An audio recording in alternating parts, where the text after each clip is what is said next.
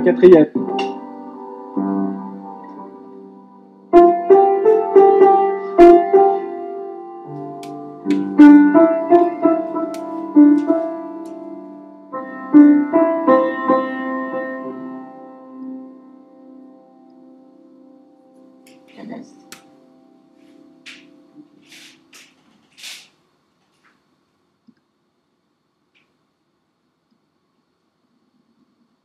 Dans mon cas, je n'ai jamais pu, jusqu'ici jamais, il faut que je cherche bien, commencer un livre sans le terminer.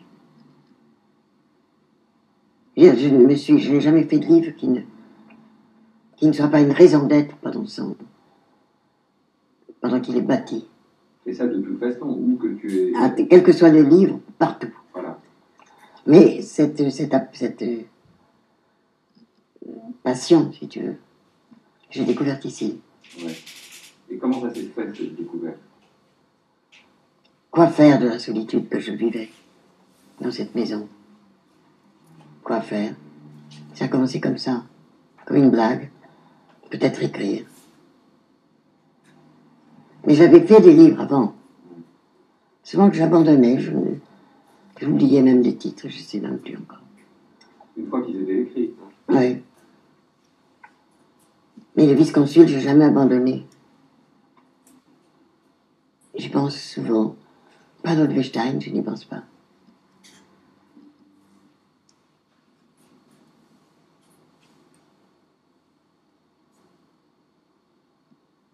Se trouver dans un trou, au fond d'un trou, dans une solitude quasi totale, et découvrir que seule l'écriture vous sauvera. Être sans aucun sujet de livre. Ne penser à aucune idée possible de développer dans un livre, rien. Simplement l'écriture, sèche, nue, comme ça. Terrible. Terrible à surmonter. Une force...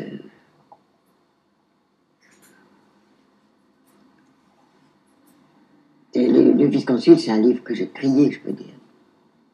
Sans voix. J'aime pas cette expression, mais quand je la relis, je trouve quelque chose comme ça. C'est vrai qu'il hurlait beaucoup, le vice-consul. C'est vrai ça, j'oublie, je m'en souviens un instant.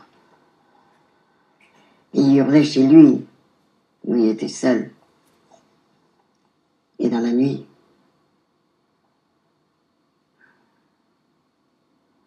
Il était inconvenant, le vice-consul.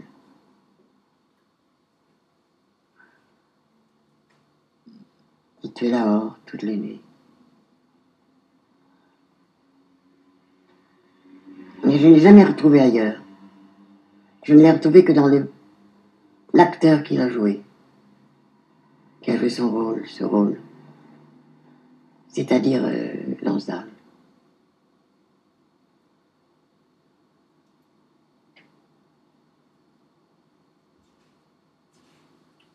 Mais alors, tu vois, c'est... Dans la vie, il arrive un moment.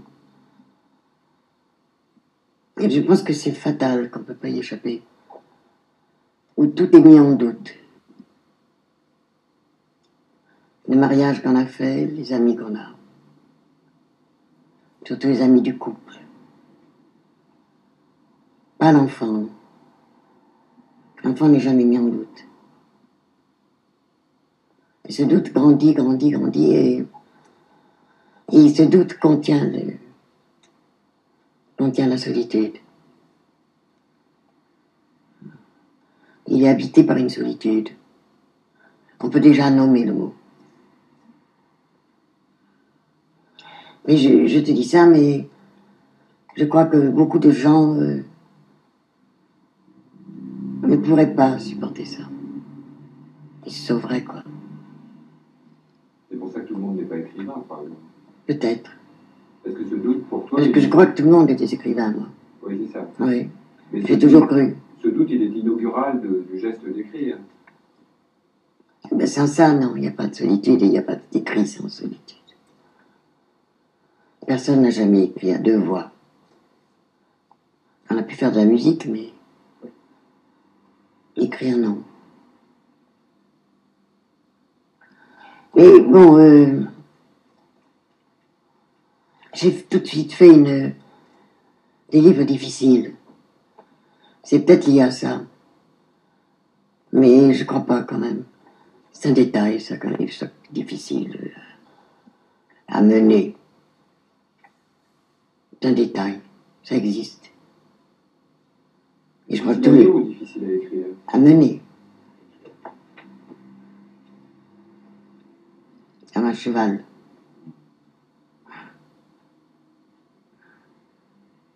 Et si vous étiez resté dans ce doute extrême, sans pouvoir passer à l'écriture, qu'est-ce qui serait arrivé? Qu'est-ce qui arrive pour les gens qui... Donc je serais devenu incurable avec l'alcool.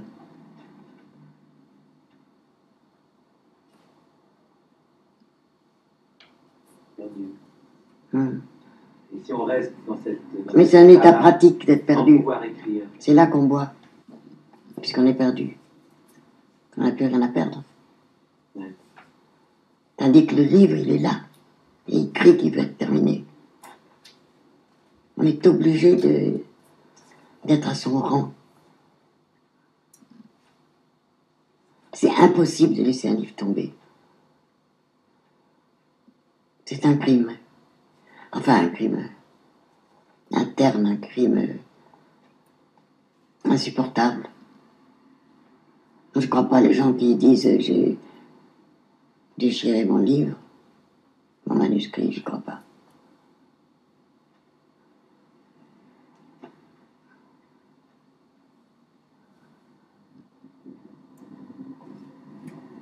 Benoît. Alors la maison, elle s'attache comment organiquement, si on peut dire, à cette perte de soi que tu décris? Quand je me couchais, je me cachais le visage. Si j'avais peur de moi. Je ne sais pas comment, je ne sais pas pourquoi. Mais c'est pour ça que je buvais avant de dormir. Ça passait tout de suite et après je dormais.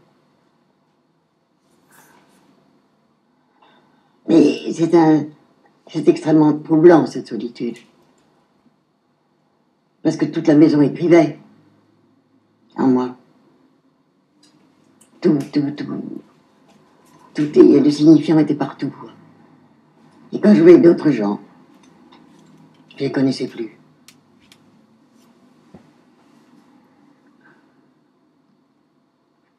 Il y a eu plusieurs années comme ça. Terrifiantes, 10 ans, oui, au moins.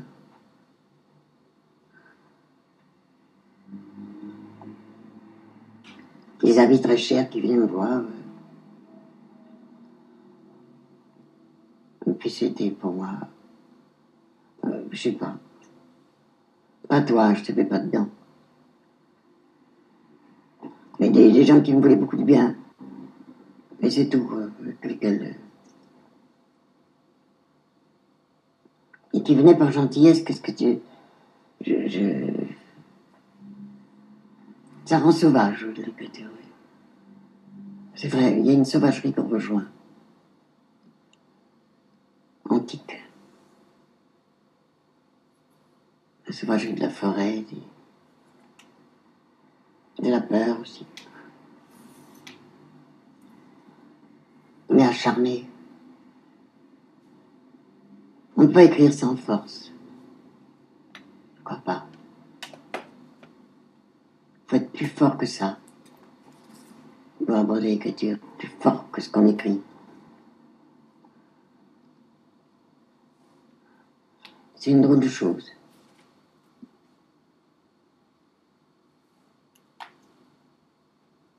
Et pourquoi cette maison-ci plutôt qu'un autre lieu pour exercer cette solitude? C'était la maison que j'avais achetée, moi. Avec les droits de cinéma du barrage Campagne Pacifique. Elle m'appartenait, elle était à mon nom. Cet achat a précédé la folie de l'écriture, si tu veux. Cette espèce de volcan. Et Je pense que ça y est pour quelque chose. Ça me consolait à la maison, parce que j'avais fait quelque chose. Je la nettoyais, je m'en occupais. Je m'en étais occupé plutôt, parce que quand j'étais enfoui dans un livre, non, je m'en occupais moins. Mais ça va très loin, tu sais ça.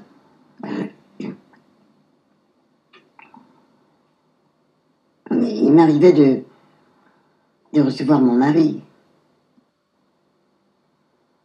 sa femme et sa petite fille. Et c'était comme si je ne les connaissais plus. Je ne les reconnaissais à peine. Enfin, il y avait des lueurs d'inconscience comme ça. Peut-être que c'est simplement que j'étais proche de la folie, un peu plus que d'habitude. Ce n'était jamais une douleur. Je cherchais à me protéger, me protéger des autres gens. Surtout des gens qui me connaissaient. Mais je n'étais pas triste, j'étais embarqué dans un travail gigantesque. Le Wisconsin, j'ai dû mettre 3 ans à le faire.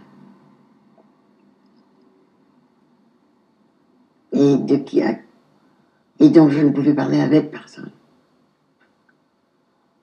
Parce que la moindre intrusion dans le livre aurait tout effacé. C'est le côté miraculeux de l'écriture.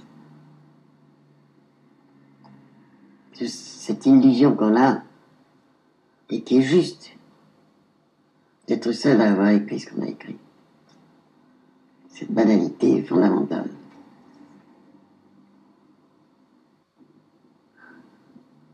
Et quand je lisais des critiques, la plupart du temps, j'étais sensible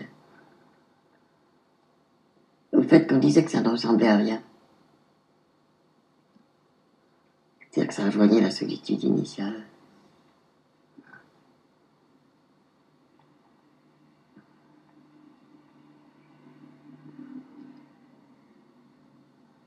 À la mer, c'était moins grave. La trouvé? Oui. Et pourquoi? À cause des enfants, peut-être. Des colonies de vacances. Mais est-ce que tu sais, toi, maintenant, pourquoi ce lieu, ta maison à Naufle, se prêtait comme aucun à l'exercice enfin, à l'épreuve de cette solitude dont tu parles et qui est décisive quant à l'écriture? Tu le sais pourquoi? Pourquoi cette maison-ci? Oui, pourquoi cette maison-ci? Je pense que parce que je l'avais achetée moi. Tu crois que c'est ça? C'est pas la maison. Je croyais l'avoir achetée pour recevoir des amis, tout ça. Mais c'était moi, non, c'était pour moi. Enfin, je le dis maintenant, je ne sais pas. Les Gallimard venaient souvent, il y en avait 20. 20. Alors, j'ai demandé qu'on vienne un peu avant pour mettre les tables dans une même pièce. Et ces soirées-là étaient très très heureuses. Et déjà, ils commençaient à attendre mes livres.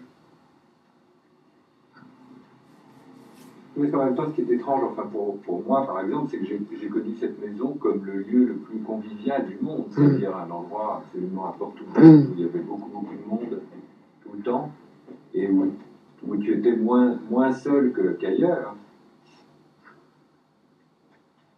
justement. Et quand il y avait du monde, j'étais moins seule. C'est ça, alors c'est extraordinaire de penser à cette solitude que tu peux y penser en passant par la nuit. Si tu veux me voir dans la nuit, imaginez Duras dans son lit en train de dormir, seul dans 200 mètres carrés, quoi. Je sais pas, je n'ai jamais compté. Est-ce que c'est la vastitude de la maison par rapport dans son rapport à toi seul qui... Perdu, sa perte. Voilà, ça donne une topographie de la perte. Parce que quand j'allais au bout là-bas, j'avais peur. J'avais peur dans la maison. Tous les soirs, j'avais peur. Et pourtant, je n'ai jamais fait un geste pour que quelqu'un vienne.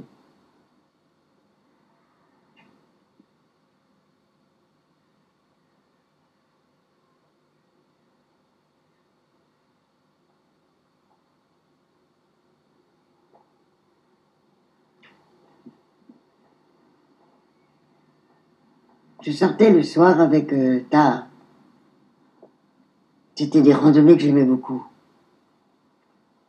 Avec des plombiers, puis les deux intellectuels de la Grande Rue. Là. Il y en a dans des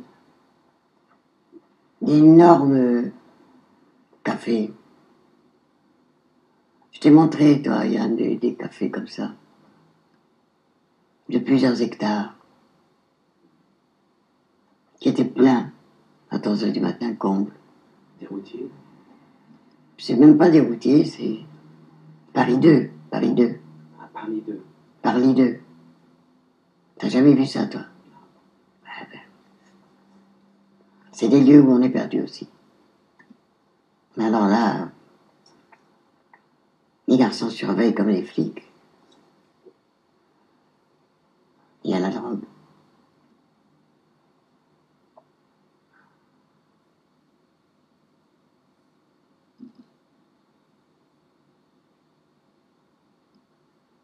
Tu trouves que c'est curieux un écrivain?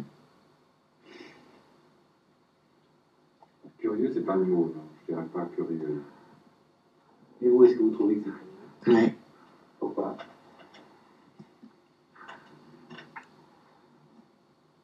C'est une ambiguïté, une sorte de contradiction. Écrire, c'est ne rien dire. Écrire, c'est écrire.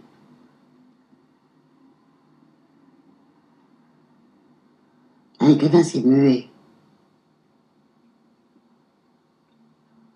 C'est impossible de parler d'un livre à quelqu'un. Un livre en train de venir. C'est à l'opposé du cinéma, à l'opposé du théâtre,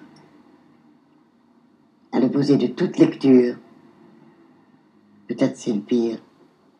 Il y a des gens qui feuillettent des livres pour se donner des idées. C'est inconcevable, enfin. C'est vraiment une nuit. C'est la nuit, c'est ça. Un livre, c'est la nuit. Ouais.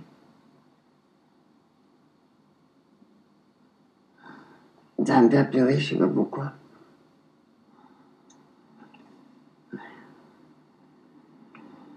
Et l'écrire, ce serait être dans... trouver quand même quelque chose dans la nuit. L'écrire à côté de ce qui l'a précédé, c'est le gâcher. Mais dans ce gâchage, dans ce... Quoi? Le ratage? Non, c'est gâcher même le ratage. On revient dans un objet consommable.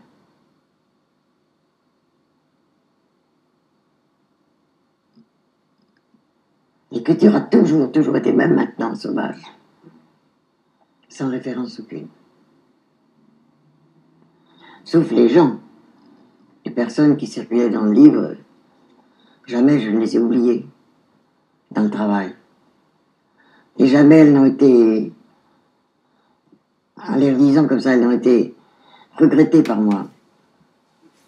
Non, de cela j'étais très sûre. Non, c'est plutôt que... Comme si le livre, l'écrit était toujours désespéré.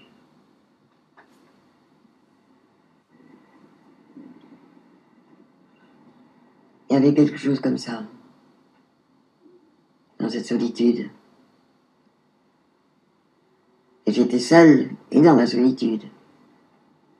J'écrivais en haut, j'écrivais pas en bas. Après, j'ai écrit dans la grande pièce.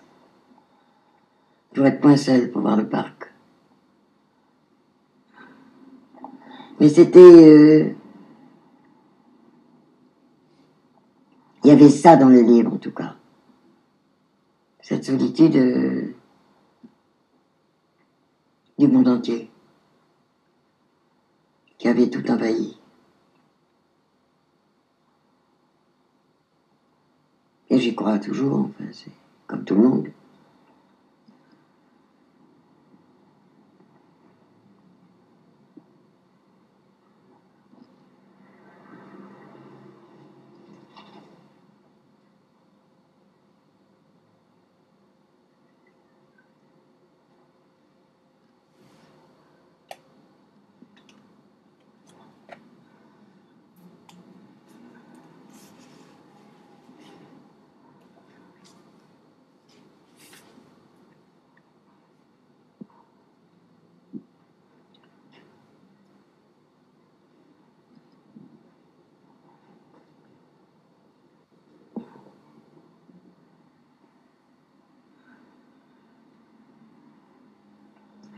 Une solitude sans quoi on ne fait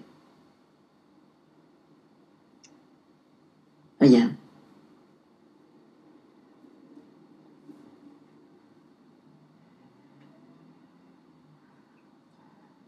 On ne fait rien que... C'est une façon d'occuper la tête. Pas le raisonnement, pas l'intelligence, mais la pensée. La pensée quotidienne, il y a ça aussi dans la fonction du livre. On ne peut pas se tuer tous les jours, parce que tous les jours on peut se tuer.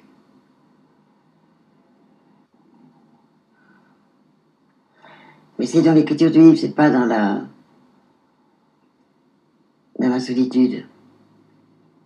Au fond, je parle de la solitude, mais je n'étais pas seule, puisque j'avais ce travail-là, travail terrible, et que le vice-consul.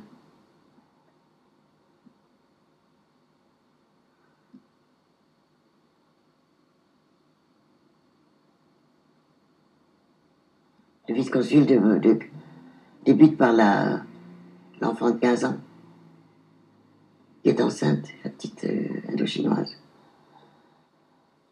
qui a été chassée par ses parents, et qui tourne dans ce massif de marbre, qui est les montagnes de Pursat. Et je ne sais plus comment ça après, ça continue, mais j'ai eu beaucoup de mal à trouver cet endroit-là, du sud-ouest, du sud-est de l'Indochine.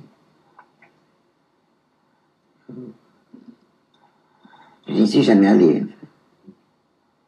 La carte était là.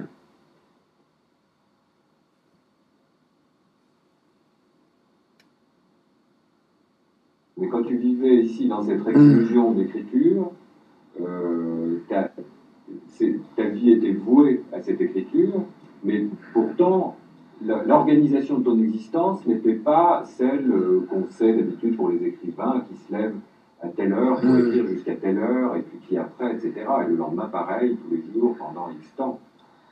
Mais quand même, j'écrivais tous les matins. Mais sans heure, sans horaire, bien sûr. Jamais. Sauf pour la cuisine. Je savais qu'il fallait pas que ça bouffe ou que ça brûle. Ça, je savais. Et pour les livres... je crois que c'est ça que je reproche aux livres. C'est qu'ils sont pas... Ils sont pas libres. On le voit à travers l'écriture. Ils sont fabriqués. Ils sont réglementés. C'est une fonction de police que l'écrivain, très souvent. Il police quoi, l'écrivain, quand il police? Non, de police. Oui, et alors, mais c'est quoi ça? Le flic. Oui, c'est ça, mais il flique quoi? La bonne forme, la forme habituelle, surtout ne pas s'en écarter. Mais c'est pour ça qu'il y a des générations mortes comme ça qui ont fait des livres moribonds. Même des jeunes, des livres charmants, mais sans prolongement aucun, sans nuit, annuité. Des livres de jour, de passe-temps, de métro, de voyage. Mais pas des livres.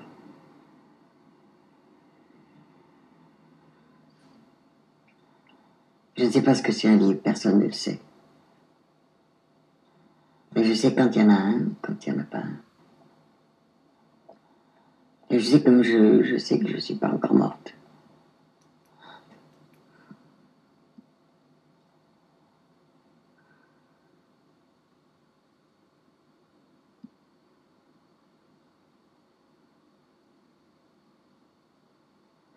Chaque livre, comme chaque corps, si tu veux, a un passage difficile, incontournable. Et il faut prendre la décision de laisser cette erreur dans le livre pour qu'il soit vrai, véridique.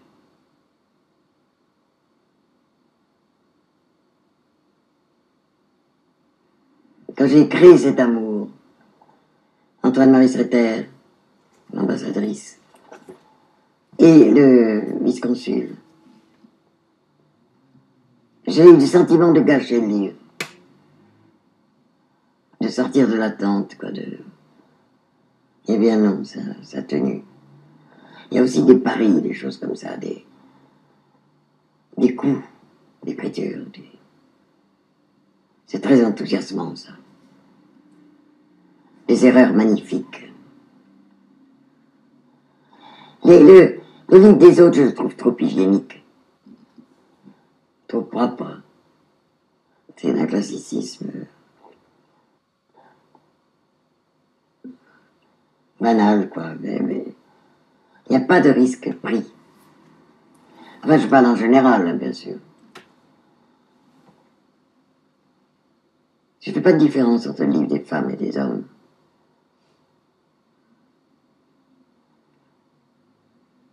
Non, peut-être j'aime mieux quand même les livres des hommes. Les livres d'hommes. Les grandes lectures de ma vie, c'est des hommes. C'est Michelet. Michelet, jusqu'aux larmes, enfin.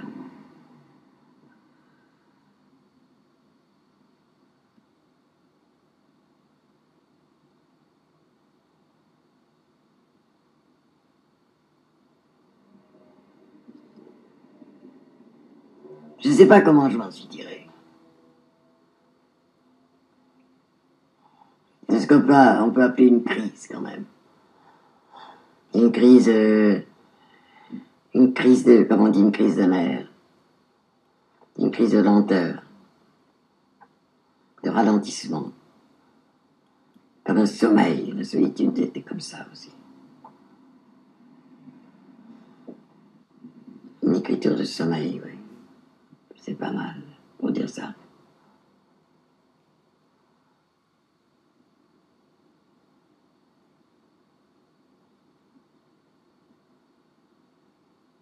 Oui, j'ai du mal à lire.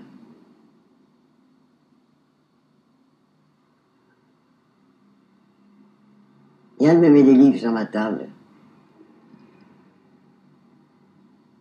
Et je lis pas. J'ai lu, mais je lis plus.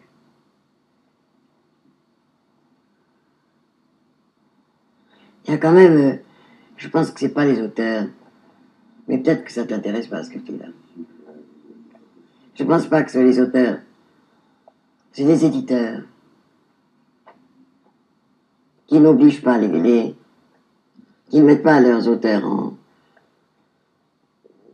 sur la voie du calme, quoi, de sortir de l'épouvante. Tous les écrivains sont épouvantés.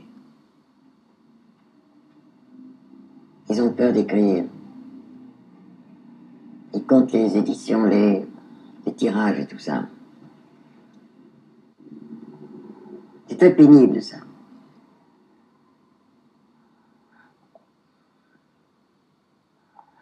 Ce qui a joué dans mon cas, je sais pas. Je sais pas. J'ai jamais eu peur. J'ai fait des livres incompréhensibles. Il y en a un que j'ai lu récemment. J'avais pas lu depuis 40 ans. Et qui est magnifique. Qui s'appelle... Yann va se souvenir du titre. Vie tranquille.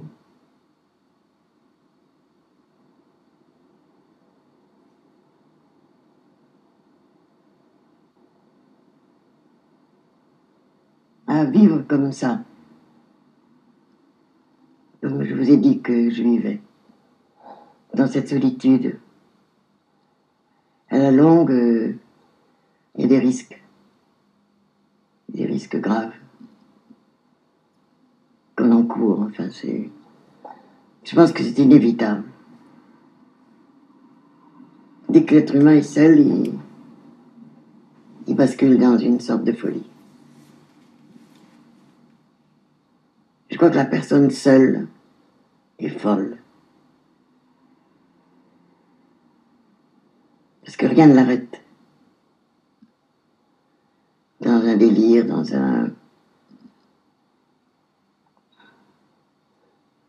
une morbidité, dans la mort.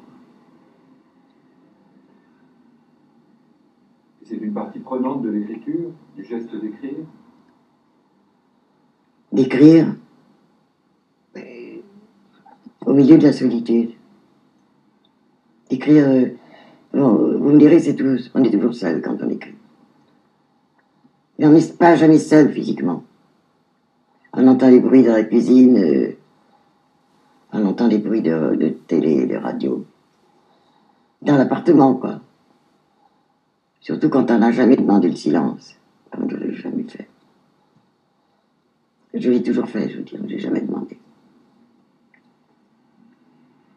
Je vais vous raconter une histoire que vous connaissez peut-être, parce que je l'ai racontée une deuxième fois. À Michel Porte qui faisait un livre sur moi. Un livre et un film. Quoi? Un film et un livre. Un film aussi, oui. J'ai jamais revu, je sais même plus. Bon, à ce moment-là, je me trouvais, à ce moment dont je veux vous parler, dans ce qu'on appelle la dépense, dans l'autre maison, à laquelle aboutissait celle-ci. J'ai été seule dans cette dépense longtemps. Et c'est dans ce silence-là que j'ai aperçu sur le mur, très près de moi, et que j'ai entendu aussi cette musique de la mort de la mouche. Je me suis approchée pour regarder mourir la mouche. Ça a été très long. Elle se débattait contre la mort. Ça a peut-être duré un quart d'heure. Et puis ça s'est arrêté. La vie s'est arrêtée. Elle est restée collée au mur où je l'avais vue, encore vivante. Non, je suis encore restée là à regarder, à l'espoir qu'elle allait recommencer à vivre. Je ne sais plus la fin. Peut-être qu'elle est tombée, que les pattes se sont décollées du mur et qu'elle est tombée, je ne sais plus. Je suis partie en tout cas. Et je me suis dit, tu es en train de devenir folle. Et quand Michel Porte est venu, je lui ai dit, cette mouche est morte. à une certaine heure.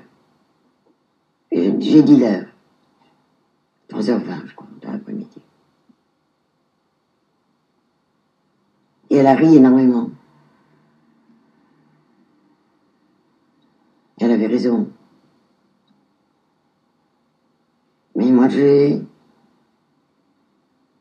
souri quand même pour lui. Elle a rassuré sur moi. Bon. Cette histoire a fait rire des gens. Heureusement.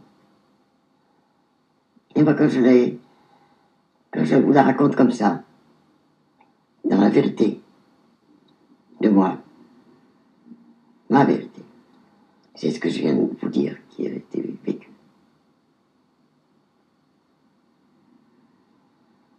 C'est-à-dire qu'au fond, la vérité, en l'occurrence, ne prête pas à rire du tout. C'est même Mais la mort d'une mouche, c'est la mort.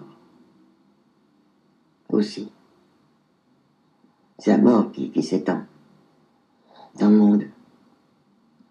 On va mourir un chien, on va mourir un cheval. Mais une mouche, on l'avait jamais dit.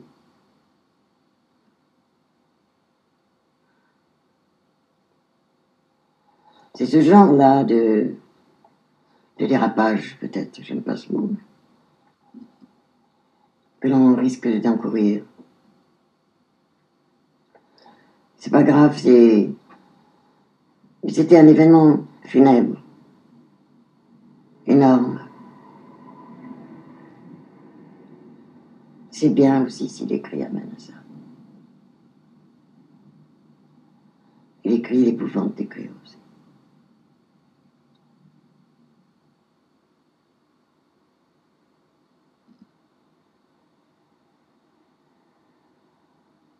Tu la définirais comment, cette folie dont tu parles, à propos de cet événement de la mort de la mouche? Immédiatement comme ça, Oui. un déplacement de la littérature. Un déplacement de l'écrit. Absolument.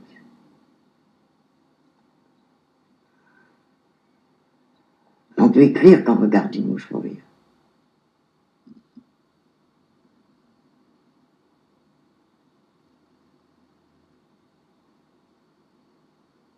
Ah, tout écrit. La mouche a écrit, les murs, la lumière là, sur le divan qui est fantastique. Oui, elle devrait être dans une page, tu vois. Elle est dans l'écriture. Du moins qu'elle devrait l'être, elle y est.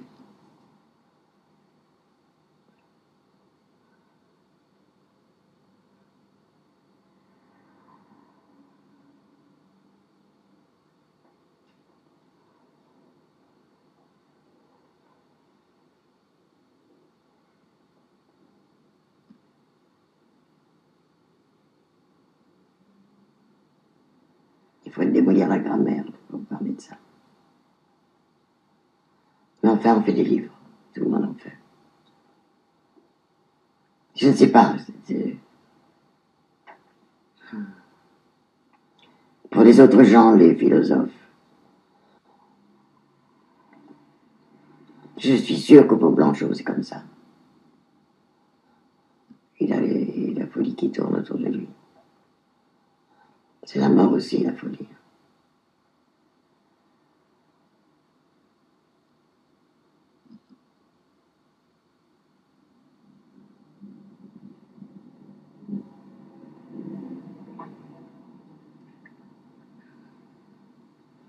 Voilà, à peu près. L'histoire de la mouche. Je la vois encore maintenant. On peut aussi ne pas oublier une mouche. Comme elle se débattait d'une façon terrible.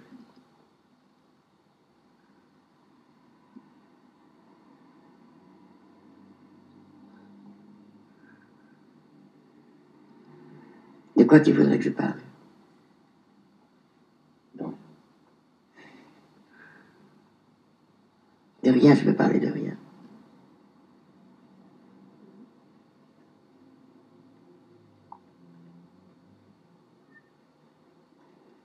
Alors, je jamais les fleurs dans la maison.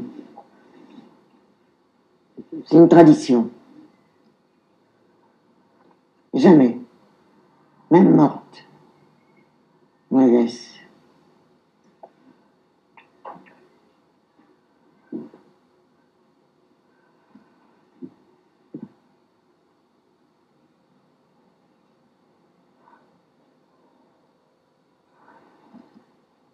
Le problème, toute l'année, c'est le crépuscule.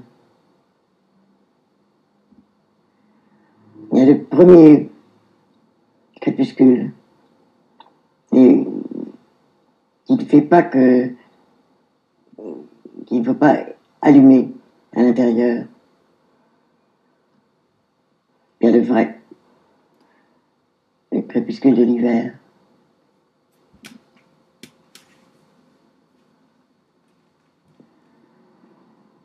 Et quelquefois, on ferme les volets pour ne pas le voir.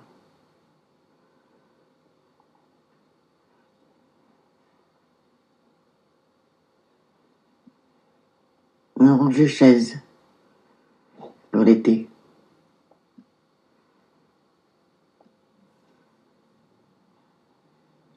C'est chaque fois,